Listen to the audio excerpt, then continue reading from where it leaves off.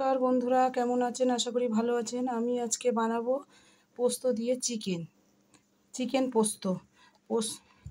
এর মধ্যে চাল মগজ, পোস্ত, কাঁচা লঙ্কা, এলাচ দিয়ে আমি ভালো করে পেস্ট করে নিয়েছি। আমি 4টে কাঁচা লঙ্কা নিয়েছি, আপনারা টেস্ট অনুযায়ী একটু বেশিও নিতে পারেন, অসুবিধা নেই। আদা আর রসুন আমি এটা দিয়ে ভালো করে মাখিয়ে নেব।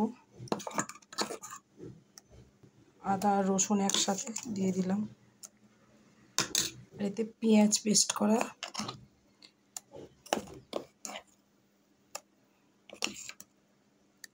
এটা টক দই,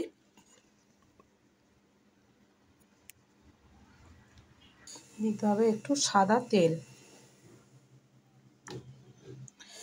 ভালো করে মাখাতে হবে, মাখিয়ে আধ ঘন্টা রেখে দিতে হবে। এটা এর মধ্যে গুঁড়ো লঙ্কা পড়বে না, হলুদও পড়বে না। আমি আধ ঘন্টা রেখে দেবো ঢাকা দিয়ে। আমি কড়া বসিয়েছি, কড়াতে দেবো তেল হয়ে গেছে। তার মধ্যে আমি সাদা জিরে দিয়েছি গোটা, একটু দারচিনি আর 3টে এলাচ। আমি একটু আলু দেবো, আপনারা না চাইলেও আলু না দিতে পারেন, অসুবিধা নেই।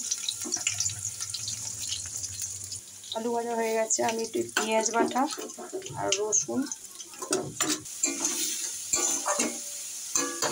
এবারে আমি মাখাটা দিয়ে দেবো।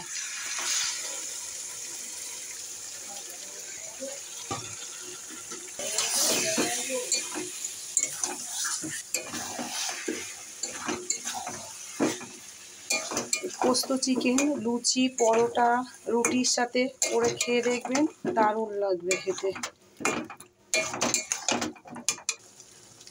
স্বাদ মতো নুন,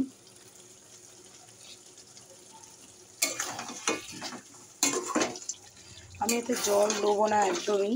দেখুন নুন দিয়ে ঢাকা দিয়ে রেখেছিলাম, জল উঠে গেছে কতটা। এতেই কষা হবে, সিদ্ধ হয়ে যাবে। আলু আমার সিদ্ধ হয়ে গেছে,